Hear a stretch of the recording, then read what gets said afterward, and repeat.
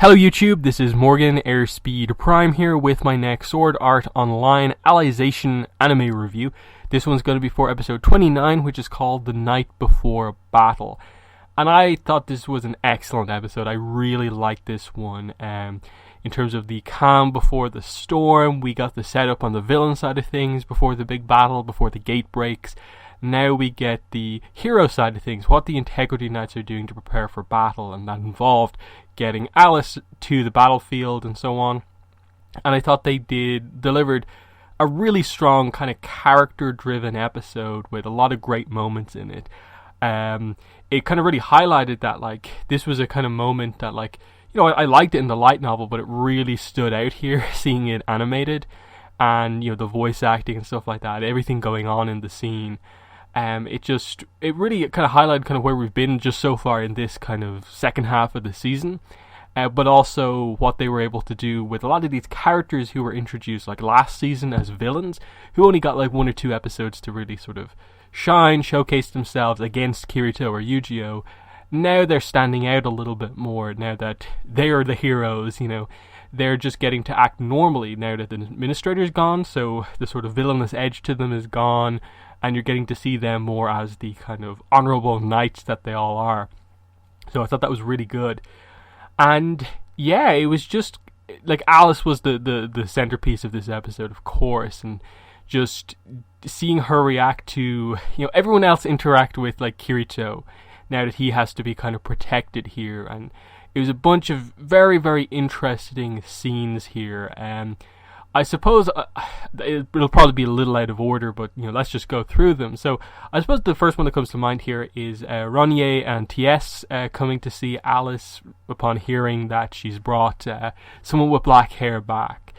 And so here was where we got, I suppose, the reintroduction of Ronier and T.S., Kirito and Yu-Gi-Oh's pages, and we of course had to deal with them finding out that Yu-Gi-Oh is dead, but also that Kirito is in the condition that he's in. So it was a very, very emotional scene. And they referenced the fact that, of course, both of them were there when Alice took Kirito and Yu-Gi-Oh away. And so they noticed that Alice is different now, very different. So that shows kind of growth on her side of things from like her reintroduction as a character after we sort of saw her, you know, taken away in the early episodes of Alicization to where she is now. And from there, of course, they showed the TS touching one of the broken parts of Yu-Gi-Oh's sword and sort of getting a connection, kind of hearing a message that, you know, I will always be there. So a little bit of a setup that, like, if the sword is ever repaired, that there's a part of Yu-Gi-Oh in the sword because it was his sword. So that's going to be pretty interesting, but, you know, highly emotional between everyone, of, like, Alice learning in all of this, you know, what was their crime? What was the context behind their crime? Yes, they killed someone, but what was it over? And Alice finding out that it was, you know, them protecting these two girls from what was happening. That's something she didn't know or care about at the time, but now she very much does. So kind of hearing these other stories of other characters' interactions with Kirito and Yu-Gi-Oh! Just helps her to fully realize, you know, she's doing the right thing here in terms of protecting Kirito. And yeah, how she helps the two of them get over their kind of guilt over they blamed themselves for what happened because they sort of weren't strong enough, and like they had to sort of rely on Kirito and Yu-Gi-Oh to get out of that situation. They blamed themselves for what happened to Kirito and Yu-Gi-Oh. So I liked how Alice sort of showcased to them that, you know, it's how you envision yourself, it's how your heart envisions yourself that really kind of defines you, not, you know, what you think, what others think. And she remembers, of course, Kirito's big power-up against Administrator, which was, you know, willing himself and imagining himself, like, incarnating as the Black Swordsman from SAO, and that was his ultimate power. And so she does the same thing here, except, you know, she sort of imagines, this is what I'd look like at this age if this stuff didn't happen to me. If I was just Alice Zuberg, this is what I would look like at this age. But things didn't go that way. You know, all this stuff happened to me. And she basically says her backstory to the two of them and says that Kirito helped me to accept who I am now and not, you know, linger on who I, like, could have been. So it's, it's Alice Synthesis 30 accepting the fact that, she is, Alice Zuberg down a different path, but that she accepts the difference and so on. So that was a nice thing to just show, a connection between those three characters. And I suppose hearing them say that, like, basically you got, Ronye and TS sort of admitting that they both sort of loved, Yu-Gi-Oh and Kirito respectively. And before that, of course, in the sort of one-on-one scene with Alice and Kirito, we got that she's sort of struggling with her own feelings for Kirito. So that's an interesting one in that, like, of course, we know Asuna's on her way, so it's clearly setting up an interesting Asuna-Alice scene. That's going to be pretty interesting when we get to it. But I like that the approach here isn't just that, it's another girl added to the harem, or whatever people kind of keep saying in terms of criticism against SAO. It's, you look at this and it makes sense from, Alice's point of view of, like, knowing the memories that she kind of had in the past with, Kirito, but it's different now. So it's like, this is different than Alice Zuberg's, interactions with Kirito. Synthesis 30 actually seems to love Kirito. So, some very, profound kind of questions sort of being asked here. I suppose next up, Bercouli arrives on the scene, after she talks to Eldrie. So, you get the sort of him happy to see her here. She's at the battlefield, but he's not particularly happy that she's brought Kirito. He doesn't quite get that yet, but he is happy that she is there. And you can sense there, like, I don't think it's necessarily romance, but, he's a bit jealous of the fact that, Alice is giving kind of Kirito the attention, and it's kind of doubled down on later on. I think they're going to reverse it a little later on when she comes out and sort of thanks Eldrie for, choosing her as his mentor, and that she values that just as much as he values what, she thought him. So Bercouli comes over to the two of them, and to sort of, I suppose, prove to Alice something, but also Eldrie something, he performs this sort of test with Kirito. He aims this sort of, he says, incarnation sword. So it's just a sort of weapon using the power of his will. He kind of targets a slash of a dagger, basically, with his willpower at Kirito.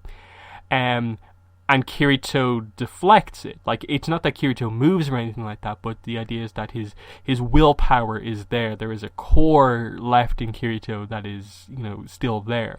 That's what we were told previously. It's that the only thing left right now with Kirito, with everything going on with him, is kind of just the fundamental driving forces of who he is as a character, and that is, protecting the people he cares about. So, Bercouli revealing that he wasn't just, guarding himself, he was also protecting you when he deflected that, and that's what defines him. So, I think that helped, Eldrie as well, to find out that, like, Kirito is actually protecting Alice, even though she's primarily protecting him. And then, of course, we that leads into the interesting scene later on with Alice and Finatio. So it was fun because you got the idea that, these two had a very different relationship, but now that Kirito has helped Finatio and Alice to both change, their dynamic has sort of shifted here as well. So we have, of course, within this conversation, basically get the reveal that Finatio loves Bercouli, and Alice, of course, has this sort of kind of father-daughter type relationship with him. She says uncle, but, we know what way it is. And she wants to just see Kirito to sort of thank him for allowing her to kind of change and be this much more confident within herself. And of course, Alice knows sort of potentially the way that she is more closely, and it's like, wait, why do you want to see him? And she sort of counters back, why are you being so protective of him? Why do I have to ask your permission to see him? What would you feel like if you had to ask my permission to see, Bercouli? And it's just this kind of little, trying to one up each other, a little bit of kind of jealousy on both sides sort of thrown in, but very fun. Definitely adding to the character of both sides. Of, like, on the other side of things, it's all about war and traitorous actions and craziness going on. On this side of things, there's serious stuff going on and it's emotional, but there's also some, fun and kind of laughs to be had. So it just really highlights the difference between both sides in terms of the preparation that's going on there. So we do get the plan. We see that we more or less get explained to us that there's really only about 13 or so Integrity Knights really in play in the battle, because they explain that like 10 are still suffering from the effects of like Chudelkin's kind of freezing kind of spells and stuff like that he would use when they needed to deal with the memory sort of wiping of Integrity Knights and so on. They have to have other knights away from the battlefield to protect other areas, because they can't just assume the battle will just be through the gate. There are other entrances, so there's only a handful at play here, and so we're setting up that we're going into this battle, and we have, Bercouli, Finatio, Dusselbert, Eldrier, of course, and then we see the whirling blades, of course, in the background. They're, Finatio's kind of the ones closest to her. We're going to get introduced to a very young Integrity Knight, Renry, very shortly, which is a pretty interesting arc. I actually really like him as a character, and a few other kind of ones that we'll get to see. But they just set up the idea that that this is the way the battle is going to have to be. We're going to have to fight them right there in the ravine where the gate is and where it opens. We're going to take advantage of the fact that it's an area that's not particularly lit by sunlight that often, so there won't be a lot of magic in the area, so we're going to drain all of that, and the person who is capable of doing that the most is Alice. And it's an interesting note that Finatio just very honestly says, you have sort of surpassed any Integrity Knight, only you can do this. So we're setting up that Alice is going to do this really, really, really powerful magic attack, and how she executes that is going to be very, very interesting to see. I'm having read the light novels, of course. I'm very interested to see how they exactly choose to animate it and show it, and how long it will take and stuff like that. But there's going to be a lot of stuff going on in this battle, and I think this episode really helped to give me confidence that a lot of these shorter character arcs in these battles, and it's just going to be battle from here on out for the most part, are going to be done very well, just because what you were able to do in just this one episode with giving you a little bit more on the likes of Bercouli, Eldrier, Finatio, just super quick, like getting to know those different sides of the characters, was, I think, really, really well done. And yeah, the ending was great with them bringing in the ending music over the gate actually kind of collapsing fully and exploding, directly leading to the start of the battle. So great setup for the next episode as well. So I think just overall, it's one of my more favorite episodes from the start of this season. I think they got everything about it really, really spot on, in my opinion. Just bringing back the characters that you needed to and everything. We also saw in the background, I don't know, they haven't brought attention to her just yet, but they will later on. We saw her, I think, very briefly here at the meeting. Sortiliana. So, of course, Kirito was her page at the academy, and we didn't get too much focus on her because they went fairly quickly through that section of the first season of Alicization, but we'll see her come back into things as well. And the main thing to focus on there is just the fact that there are a lot of characters who Kirito has played an important role in their lives around him once again, and that's going to be kind of pretty interesting to see. Because, of course, Asuna's on her way. That's another big setup, so always be on the lookout for that, of course. And yeah, we're just, again, at the end, the tease of, on the villain side of things, we still have all these characters to deal with. We met them very briefly, the generals of each of the Dark Territory factions, Lilipin for the orcs, and so on. You got to see a few of the DIL, the Dark Mages, and so on. Very, very interesting.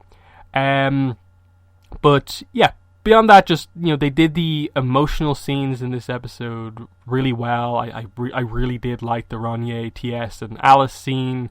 I thought that was really well done.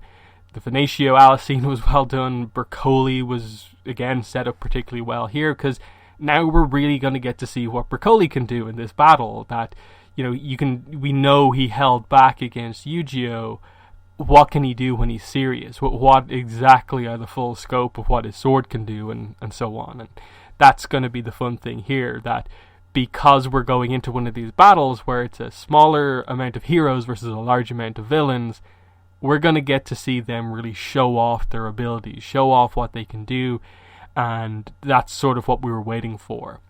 So, yeah, very excited to get into the more battle-focused stuff, but yeah, there's so much to come in this arc. I'm so excited as we go episode to episode. In the comments, let me know what your thoughts were on this episode specifically. But yeah, that's been the video. Thanks for watching, and bye.